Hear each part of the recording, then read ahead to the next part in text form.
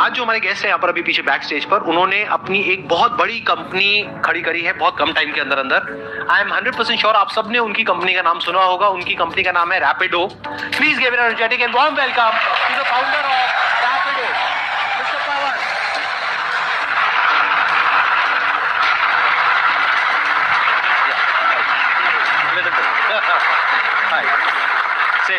Please आप में से कितनों ने रैपिडो कंपनी का नाम सुना है? ऑलमोस्ट सबने किया। कितनों ने यूज किया है? अच्छा, सबने यूज भी किया है। अरे ग्रेट, आपके तो सारे कस्टमर्स बैठे हैं। Exactly, always happy to meet my users. Whatever language you are comfortable in, you can speak in that language, whether it's English or Hindi. और यहाँ पे सबको और इंग्लिश, यहाँ पे इंग्लिश बोलने में सबके हाथ टाइट है, इंक्लूडिंग मी। लेकिन समझ हम सबको आ जाती है।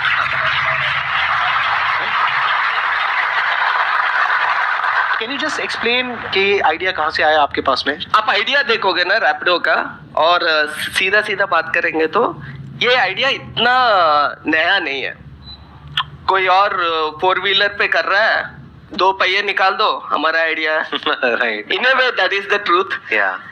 पर इस आइडिया को करने में there were no regulations, मतलब वो रूल्स नहीं थे। और ऑब्वियसली इंडिया में अगर एक लड़का और एक लड़की एक ही बाइक में जा रहे हैं, देयर अ कल्चरल स्टिग्मा। हम लोग बाइक्स पे चलते हुए बचपन से देख रहे थे, पर एक अजनबी को पिकअप करना फिर भी मुश्किल है। तो education about this segment itself and getting framework rules for this segment has been the biggest battle. और हम लोगों ने बस कहा है कि यार चांसेस ऑफ फेलियर बहुत ज्यादा है, क्योंकि गवर्नमेंट ना मान सकता है, लोग नहीं मान सकते हैं, बहुत सारे चीजें। पर अगर हम लोग ये कर पाए, it will be history worthy. Making a women sit on a stranger's bike and get her drop to a destination in an evening in a small town, it is history.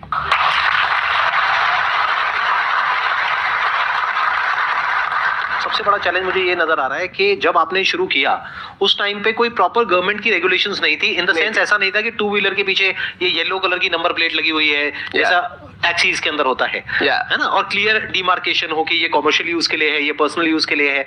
तो आपने इस चैलेंज को कैसे meet out किया? जब कोई government regulations थी ही नहीं, तो क्या आपने पर्सनल व्हीकल से ही शुरू कर दिया या गवर्नमेंट से अप्रूवल लिया? कैसे इस चैलेंज को कैसे ओवरकम? तो ये चीज है कि यार प्रोविजन है, हम लोग पूरा लॉ पढ़ेंगे, बिजनेस करने के लिए हर एक प्रोविजन है। और उसी तरह बाइक को टैक्सी में कन्वर्ट करने का प्रोविजन है। पर यही हुआ था कि यार कोई जाकर गवर्नमेंट से अब तक नहीं पूछा है, अरे मुझे बाइक को टैक्सी में कैसे यूज कर सकता हूँ। लॉ में प्रोविजन है पर पूछने वाला नहीं था। और हमारे पूछने के बाद आज के टाइम पे more than 10 states have recognized bike taxi, more than 6 states have legalized bike taxi in their states, and now अब यहाँ तक चला गया है कि यार लोग, even governments are pitching this as a job creation proposal in their political manifesto. अच्छा, अरे ग्रेट। देखो यहाँ पर एक बहुत बड़ी चीज है हम सबके लिए सीखने वाली कि बहुत बार क्या होता है कि जैसे ही कोई आइडिया आता है हमारे माइंड में बिजनेस से रिलेटेड या कोई भी स्टार्टअप से रिलेटेड, तो सबसे पहला थॉट क्या आता है कि ये तो हो ही नहीं सकता। क्यों? क्योंकि आज से पहले हुआ ही नहीं है, तो ये करना बहुत मुश्किल है। हो सकता है वो इतना मुश्किल ना हो। इन्होंने देखा जाए तो कुछ बहुत ज्यादा नहीं किया, इन्होंने सिर्फ अप्रोच किया, तो कोई बहुत मुश्किल नहीं है। इट्स एज गुड एज कि आप 10 जगह पे गए इंटरव्यू देने के लिए और 10 में से 9 ने ना बोल दिया, 1 ने हाँ बोल दिया। कि आप अलग अलग स्टेट गवर्नमेंट्स के पास में गए, आपने अप्रोच किया और किसी एक ने हाँ बोल दिया। जैसे ही हाँ बोला इनका काम शुरू उस स्टेट से। तो फंडिंग आपने क्या शुरू में बूटस्ट्रैप से शुरू किया था या शुरू में डे 1 से आपने फंडिंग उठा ली थी? कैसे किया था? नहीं, यहाँ इस आइडिया को शुरू करने में एक और बड़ा सा ऑब्स्टिकल है फंडिंग। क्योंकि जैसे कि मैं बात कर रहा था उस टाइम पे ऑलरेडी 2 ऐसे कंपनी है, बड़े कंपनी है जो ऑलरेडी बहुत बड़ा फंडिंग उठा चुके हैं। उनके पास ऑलरेडी $1 बिलियन है। और ये आइडिया भी ऐसा है कि यार वो 4 व्हीलर के लिए, 4 व्हीलर के लिए कर सकता है, 2 व्हीलर के भी कर सकता है। बिल्कुल। और लोग हम फॉर द फर्स्ट 2-3 इयर्स जब हम लोग शुरू किए थे सब लोग यही बोल रहे थे यार उससे टक्कर कैसे लोगे, पर हमें पता था कि यार अगर मैं इस प्रॉब्लम स्टेटमेंट को फोकस करूं और सिर्फ इसी पे ध्यान दूं तो मैं पक्का उनसे बेहतर कर सकता हूं। और वो मकसद नॉट जस्ट मी, मेरे पूरे टीम को भी बस यही बताया था कि यार वो लोग कर रहे हैं और करेंगे भी, और उसके पास पैसे भी है, हमारे पास ना पैसे है ना रिसोर्सेस है ना ब्रांड है, तो हम लोग जो भी कर रहे हैं उससे 5 गुना एफिशिएंट होना है, क्योंकि हमारे पास इतने पैसे नहीं है।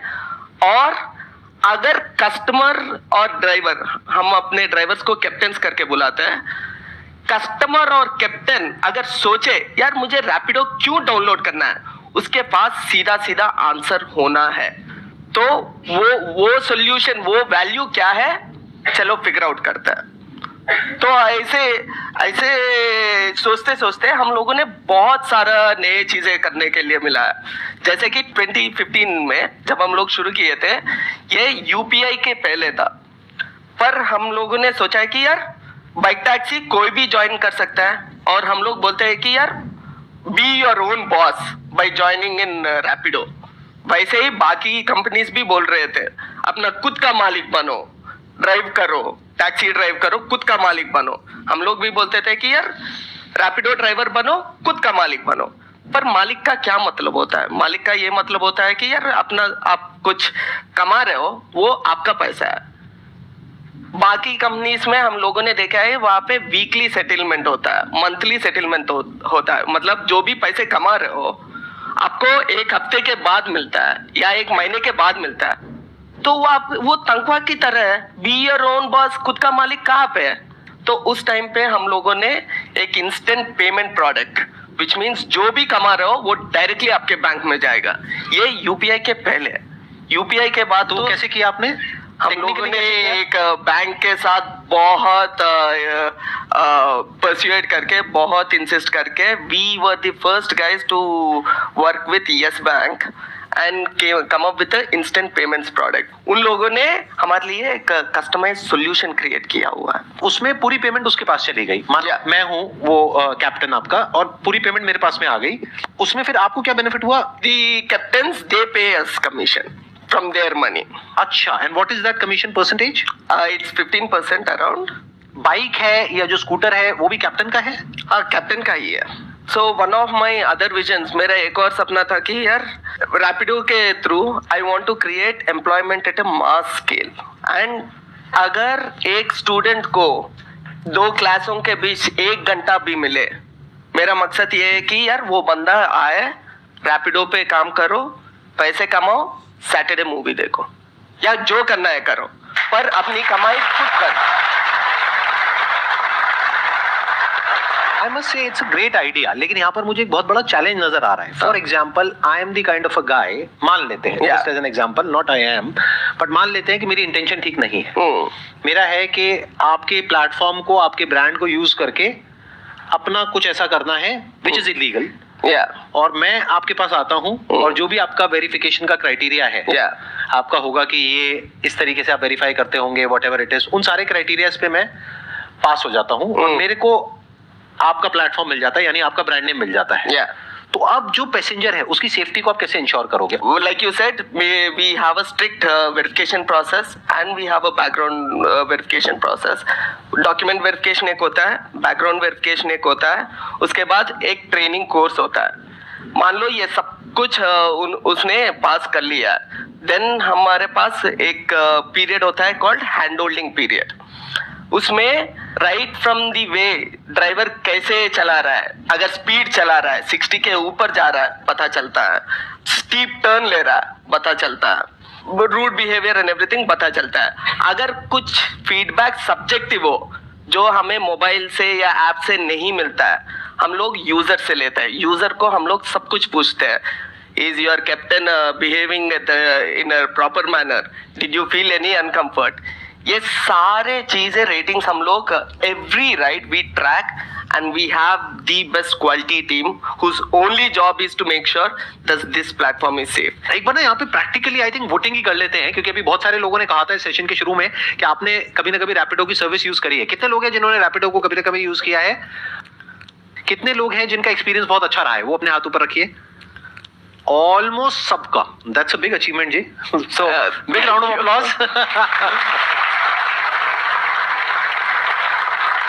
अच्छा, अब मैं आप लोगों से और थोड़ा इंटरेस्टिंग एक क्वेश्चन पूछता हूँ रादर देन आस्किंग हिम, क्योंकि ये तो अपने स्टैंड पॉइंट से कुछ अच्छा ही बोलेंगे, but it would be interesting अगर कस्टमर के स्टैंड पॉइंट से कुछ हम समझने की कोशिश करें। अभी जिन्होंने अपने हाथ ऊपर करे थे, यानी कि जिन्होंने कभी ना कभी यूज किया है रैपिडो की सर्विस, उसमें से बहुत सारे लोग ऐसे भी होंगे जिन्होंने रैपिडो के अलावा और भी टू व्हीलर के जो और सर्विसेज हैं उसको यूज किया है। हाथ ऊपर करिए, ऐसे कितने लोग हैं? तो आप कुछ बताना चाहेंगे बिना नाम लिए कि जो आपने एक्सपीरियंस किया इनकी जो भी राइड है उसमें और जो किसी और कॉम्पिटिटर की है उसमें? अभी 2-3 दिन पहले की बात है, I was in Delhi, I was booking from Rapido as well as from other also. So what happened, I got a call from that other app that amount कम है तो मैं नहीं आ पाऊंगा. I booked approximately 6 to 7 rides, all the rides cancelled, and when I booked from Rapido, just a single ride, it was confirmed, and I was getting late to office and I was like, मैं क्या करूँ? Then I just downloaded Rapido once again. I booked from Rapido and I was very happy. अभी तक आपने positive feedback. ये I'm sure this is going to be a useful feedback for you. Testimonial directly coming from like say your real customer. Thanks a lot. तो मैं यहाँ पे एक और चीज समझना चाहूंगा, क्या आपने फिर दोबारा से भी यूज किया रैपिडो को या एक ही बार यूज किया? कितनी बार यूज कर चुके हैं? Now I use only Rapido. अच्छा, you must have used it a lot of times. Yes. और आपका एक्सपीरियंस आज तक जितनी भी बार आपने यूज किया है अच्छा रहा है? It was best. Honestly speaking, it was the best. और आप इनके साथ मिले हुए नहीं हैं? No. ये हमको पता है क्योंकि ये अकेले आए हैं। इनको पिक करने भी हमारे ड्राइवर गए थे इनको यहाँ पर पिक करने के लिए। अच्छा, मेरे क्वेश्चन है आपसे, आप जब यहाँ पर आए इस सेशन के लिए, जस्ट किडिंग, आप रैपिडो से क्यों नहीं?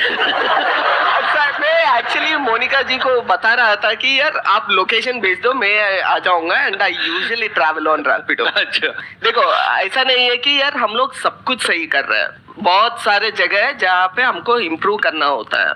तो जब भी मैं रैपिडो कैप्टन के साथ ट्रैवल करता हूँ, मैं नॉर्मल यूजर की तरह बात करता हूँ. राइट. अगर वो गाली दे रैपिडो को, मैं भी उसको 2 और गाली ऐड करके रैपिडो के अगेंस्ट बोल देता हूँ. अरे हाँ यार, रैपिडो ऐसा कंपनी है, वैसा कंपनी है.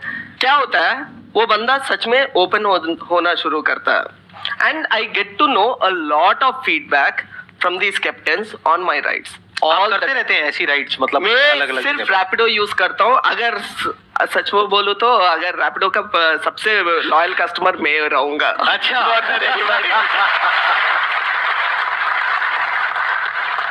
सर नमस्ते, मेरा नाम शुभम है और मैंने रैपिडो कैप्टन के तौर पर काफ़ी मंथ्स काम किया है. और जब मैं कॉलेज में था तो फीस के लिए मुझे रैपिडो एज अ कैप्टन काम करना पड़ा, तो बहुत ही कन्वीनियंट रहा. मेरी 3000 फीस जाती थी मंथ की और मैं बहुत इजीली उसको अफोर्ड कर पाता था क्योंकि मैं काम कर रहा था. आप महीने का कितना अर्न कर लेते थे वहाँ से? सर मैं पार्ट टाइम करता था ऑब्वियसली. हाँ, पार्ट टाइम करते थे. कितना अर्न 5 to 10 करता था मैं पहले, तो मुझे 400-500 हो जाते थे दिन में. हाँ, विच इज वेरी गुड. अगर मैं अपने ऊपर भी रख करके देखूं, there was a point in time in my life कि जब मेरे पास में ऐसा कोई ऑप्शन नहीं था कि 18-19 साल की एज में अगर लाइसेंस तो है और एक टू व्हीलर भी है, बट पार्ट टाइम अगर 400-500 रुपए मिलता है तो नॉट बैड ना. तो ये एक अच्छा पॉइंट है. आप अगर ये वेस्टर्न कंट्रीज देख रहे हैं, यूएस और कोरिया ऐसे कंट्रीज, वहाँ पे 16-17 साल से यूथ हमारे लोग डायरेक्टली पार्ट टाइम जॉब्स करना शुरू करते हैं. हाँ, राइट. पेट्रोल बंक में या कन्वीनियंस स्टोर पे, कहीं पे भी. पर हमने देखा है कि यार इंडिया में पार्ट टाइम अपॉर्चुनिटीज बहुत कम है. राइट. जो बोले कि यार मैं सिर्फ 2-3 घंटा करता हूँ, मैं सिर्फ वीकेंड्स पे शाम को करता हूँ, अगर वो अपॉर्चुनिटीज है भी है, वहाँ पे कमाई थोड़ा कम है और बहुत कम है इंडिया में. तो इसलिए हम लोगों ने ये मकसद रखा है कि यार क्यों ना हम लोग रैपिडो के थ्रू ये पार्ट टाइम वाला कल्चर इंडिया को इंट्रोड्यूस करें. विच इज़ वाई जो इसके साथ चैलेंजेस आते हैं, जैसे कि आपने बताया चैलेंजेस आते हैं, बहुत सारे लोग नए लोग आ रहे हैं और बहुत सारे लोग निकल रहे हैं. तो हमको क्वालिटी हमेशा रखना चाहिए, टॉप नॉच रखना चाहिए. ये इजी काम नहीं है, ये बहुत मुश्किल है, पर हम लोग ऐसे ही ये प्रॉब्लम को सॉल्व करना चाहते हैं. This is again a very big quality of an entrepreneur. ध्यान से समझना. देखो क्या होता है, हमेशा एज एन एंटरप्रेन्योर आपके पास में एक आसान रास्ता होगा, एक मुश्किल रास्ता होगा। आसान रास्ते पे क्या होता है, चल करके आप कहोगे हाँ ये फटाफट से हो जाएगा, चलो यही कर लेते हैं, बट वो लॉन्ग टर्म में जाकर के मुश्किल हो जाएगा, क्योंकि जो आसान होगा वो तो आपका कॉम्पिटिटर भी कर लेगा, कोई भी कर लेगा, बट जो मुश्किल रास्ता होता है उस पर कॉम्पिटिटर जल्दी से नहीं चलेगा। और अगर आप चल करके कुछ बिल्ड कर दोगे तो वो रास्ता इतना लंबा होता है कुछ क्रिएट करने का, कुछ बिल्ड करने का, कि कॉम्पिटिटर्स उसको नहीं चुनते हैं। तो ये एक डिफरेंशिएशन क्रिएट हो जाता है आपके बीच में और बाकी कॉम्पिटिटर्स के बीच में। छोटे छोटे से डिफरेंसेस होते हैं जिसकी वजह से बहुत बड़ा डिफरेंस आ जाता है लॉन्ग टर्म में, अगर क्यूमुलेटिव बेसिस पे देखा जाए। लेकिन मेरे को एक बात समझ नहीं आई, आपने कहा कि आप दिन का 400-500 रुपए कमाते थे, क्योंकि अगर एक राइड पे आपको 30 रुपए मिल रहा है, 30 में से 5 रुपए इनको मिला, 25 रुपए, तो इसका मतलब आप पार्ट टाइम बेसिस पे कर रहे हो। तो कितनी राइड्स कर लेते थे आप? सर मैं डेली अराउंड 7 to 8 राइड्स मेरी हो जाती थी 5 घंटे के अंदर अंदर। और एवरेज अमाउंट कितना होता था एक राइड का? सर वो तो डिफरेंट रहता है। अगर हमें 1 किलोमीटर जाना है तो ऑब्वियसली कम अमाउंट है। हाँ। अगर 10 to 15 किलोमीटर जाना है तो उसका 150 रुपीज के अराउंड मिल जाता था। अच्छा, तो एवरेज मान लेते हैं 60 रुपए के आसपास, हाँ है ना? और 10 राइड अगर आपने करी तो 400-500-600, हाँ ठीक है, कैलकुलेशन ठीक है सर। आपने बहुत सही गेस किया है। हमारा एवरेज टिकट साइज है 60-65। इससे प्रूव हो जाता है कि चोट सिर्फ मेरे हाथ पे लगी है।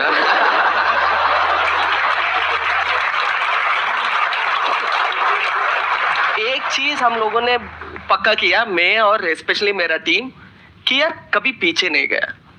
जो भी सोचा है, जब भी मुश्किल आया है, जब भी कुछ भी आया हुआ है, हमारे पास पीछे जाना मतलब घर जाना।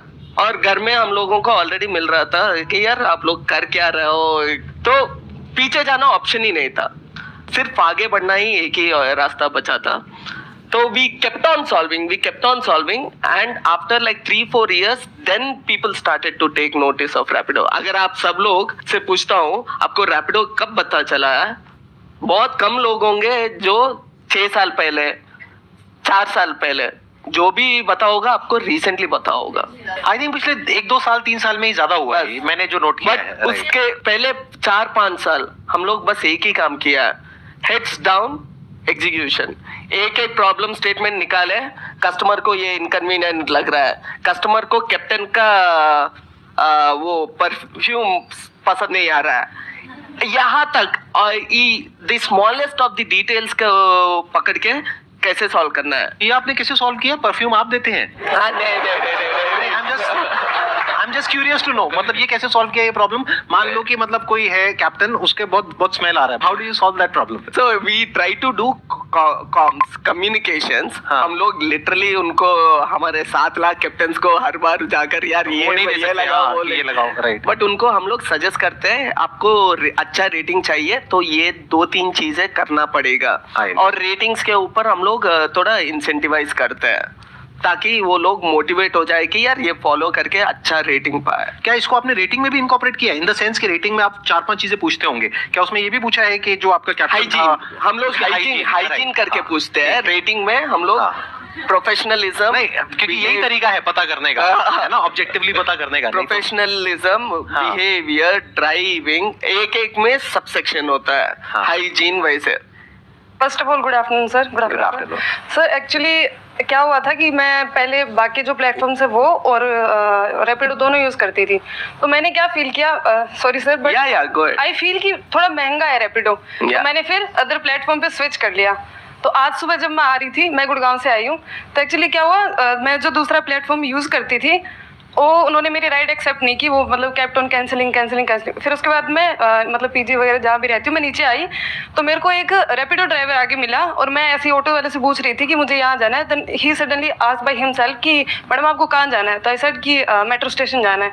तो मैंने कोई राइड बुक नहीं की थी, बट वाकई कस्टमर सर्विस लिटरली मैटर्स। तो उन्होंने मेरे से पूछा कि अच्छा, मैंने कहा भैया कितना लोगे, तो ही सेड कि समथिंग अमाउंट। आई सेड भैया इतना जेन्युइन है, just negotiated by like that only, and then he gave me that service. तो हाँ, मेरे को आज लिटरली मैंने इसलिए देखा भी नहीं दूसरा प्लेटफॉर्म कि अच्छा ठीक है इधर नहीं सर्विस दे रहे तो शायद उधर भी नहीं मिल रही होगी, रैपिडो पे भी। बट वाकई जब मेरे को ड्राइवर मिला ऑन द रोड, तो आई रियलाइज कि हाँ मुझे दूसरा चेक करना चाहिए था, अगर वहाँ कोई सर्विस नहीं मिल रही है तो यहाँ अवेलेबल होगी। तो आपने कहा कि आपको कोई ऐसे ही फिर रोड पे वो मिले रैपिडो वाले और उनसे आपने नेगोशिएट किया और उन्होंने आपको ड्रॉप कर दिया। Yes sir. तो क्या ये ऑफिशियल है अनऑफिशियल है? ये अनऑफिशियल है। और ये एक लीकेज है इनके बिजनेस में, मतलब आप समझ गए, ये इनको लॉस हुआ क्योंकि वो डायरेक्ट हो गया ना। हाँ नहीं, लॉस से ज्यादा हम लोगों का पहला कंसर्न ये होता है कि यार हम लोगों ने ये कॉन्सेप्ट इंडिया में लेके आया है अब, और हमें बताया कि यार ऐसे अलग से लोग पिकअप कर सकते हैं, पर कहीं पे कोई भी हादसा होगा, नाम आपका आएगा, नाम रैपिडो नहीं, कैटेगरी का आएगा। हाँ राइट, ठीक है, रैपिडो मेजर प्लेयर है, पहला प्लेयर है, पर कैटेगरी के लिए आएगा, और मैं ये नहीं चाहता हूँ। अभी जैसे इन्होंने बताया कि जो कस्टमर है उसके स्टैंड पॉइंट से क्या है, वो पैसे बचाना चाहता है। अब वो बचाने के लिए क्या करेगा, या तो किसी और ऐप पे शिफ्ट होगा या फिर वो डायरेक्ट सेटिंग करना चाहेगा जो कैप्टन है उससे। ये चाहे हम एक्सेप्ट करें या ना करें, बट ऐसा होता है। तो अब अगर डायरेक्ट सेटिंग हो जाती है और एक इंसान को पता है कि मेरे को रोज जाना है, तो डायरेक्ट में अगर उसको सस्ता पड़ता है तो उसको कोई दिक्कत नहीं है कि वो कैप्टन हो गया, उसके ऊपर ट्रस्ट हो गया बिकॉज ऑफ रैपिडो। लेकिन अब डायरेक्ट एक रिलेशनशिप बन चुकी है उन दोनों की। अब आपको नहीं पता है, और कैप्टन के स्टैंड पॉइंट से भी देखा जाए तो उसको आपको 15% नहीं देना पड़ रहा है, तो उसको भी फायदा हो रहा है। इधर से कस्टमर को भी फायदा हो रहा है। मानो उसमें से 10% का डिस्काउंट उन्होंने कस्टमर को पास ऑन कर दिया, 5% का खुद भी बेनिफिट हो गया। एग्जैक्टली, तो उसको तो फायदा ही हो रहा है। तो अगर इस तरीके से ये होने लग गया तो इसको आप कैसे रोकेंगे? How will you stop it? तो दो चीज है। ये हम लोग 15% ले रहे हैं। पहले हमको लगना चाहिए कि यार मैं ये 15% क्यों ले रहा हूँ, क्या वैल्यू ऐड कर रहा हूँ कैप्टन को। एक बंदा यहाँ से पिकअप करके वहां दूसरे अनजान जगह पे जा रहा है, अब वहां पे उनको शायद कस्टमर, जान पहचान कस्टमर हो सकता है, ना हो सकता है। हम लोग उनको वहां पे कस्टमर तो दिलवा रहे हैं। जब भी हम लोग दिलवाएंगे तब हम लोग 15% लेंगे। तो हम लोग वैल्यू ऐड कर रहे हैं। हम लोग बस यही सोचते हैं कि यार ये लोग डायरेक्टली जा रहे हैं, इसका हम लोग कंसर्न सिर्फ सेफ्टी पे है, बट वैल्यू पे नहीं है। हमारा प्रॉब्लम स्टेटमेंट ये होता है कि यार ठीक है वो लोग डायरेक्ट कर रहे हैं, हम लोग और कैसे वैल्यू ऐड करके कुछ ले सकते हैं। And we are coming up with solutions wherein we say कि यार मैं अगर आपसे 1 रुपए ले रहा हूँ, उसके लिए आपको वैल्यू दिख रहा है कि नहीं। वैल्यू नहीं दिख रहा है, आज नहीं तो कल, कल नहीं तो परसों, वो होना ही है। तो एक सिंपल सा मैथ बता देता हूँ। हमारा कैप्टन 1 घंटे में 100 रुपए कमाता है। कैसे कमाता है? लाइक एक 1.6 राइड्स, 1.7 इज 1 घंटे में 1.6 राइड्स करता है। सो मोटा मोटा 100 रुपए बना लेता है। अगर वो मान लीजिए खुद एक कस्टमर को अपने खुद से सोर्स करता है, हम लोग जुगाड़ू है, पर वैसे एट द सेम टाइम हमारे लिए 5 मिनट कभी 5 मिनट नहीं है, 5 मिनट 15 मिनट हो सकता है। मैं एक कस्टमर को पिकअप करने गया 9 o'clock, बोलता है भैया मैं नीचे निकल रहा हूँ, नीचे आ रहा हूँ, बस 2 मिनट। वो 2 मिनट होंगे 15 मिनट का, 20 मिनट हो जाएगा। Right 15 minute. हाँ, इसका क्या मतलब हुआ है? वो 15 मिनट वो बंदा कुछ अर्न नहीं किया है। अगर 1 घंटे में 100 रुपए कमा रहा है, 15 मिनट का वैल्यू कितना होता है? 25 रुपए। अगर वो ये 15% नहीं देना चाहता है, वो इससे झेलना पड़ेगा, क्योंकि वो कस्टमर को कुछ बोल नहीं सकता है। हमारे पास कैप्टन अगर कस्टमर ज्यादा वेट करवा रहा है, वेटिंग चार्ज होता है। वहां पे ट्रस्ट रिलेशनशिप ना, वो वेटिंग चार्ज थोड़ी पूछेगा। राइट। तो इतना बड़ा प्रॉब्लम नहीं है। हाँ, बट आई थिंक इसको टेक से भी मैनेज किया जा सकता है काफी हद तक, कि आप देख सकते हैं कि वो कब चल रहा है, कितना चल रहा है, वो तो करते ही होंगे। हाँ, बट एक बात हमको समझनी है यहाँ पर हमको सबको, if you are doing something on your own, तो चैलेंजेस ऐसा कभी भी नहीं होगा कि नहीं होंगे। अगर कोई भी ये बोल रहा है, चाहे यहाँ पर, चाहे यहाँ पर, चाहे वहां पर, कि मैं बिजनेस कर रहा हूँ और सब कुछ सॉर्टेड है, सब कुछ सही चल रहा है और कोई चैलेंज नहीं है, सब स्मूथ है, तो वो झूठ बोल रहे हैं। चैलेंजेस अनलिमिटेड है और थे हैं और आगे भी रहेंगे, but we have to constantly figure out solutions, we have to be innovative. But यहाँ पर एक छोटा सा पॉइंट है जो मैं ऐड करना चाहूंगा। एक बहुत बड़ा ट्रैप है जिसमें एक एंटरप्रेन्योर फंसता है जब वो एक बिजनेस को शुरू करता है या करती है। ध्यान से समझना वो ट्रैप क्या है। हम क्या चाहते हैं कि जब हमारी ये प्रॉब्लम्स हैं, सारे सॉल्यूशंस निकल जाएंगे, तब हम उसको लॉन्च करेंगे। ऐसा कभी भी नहीं होता है।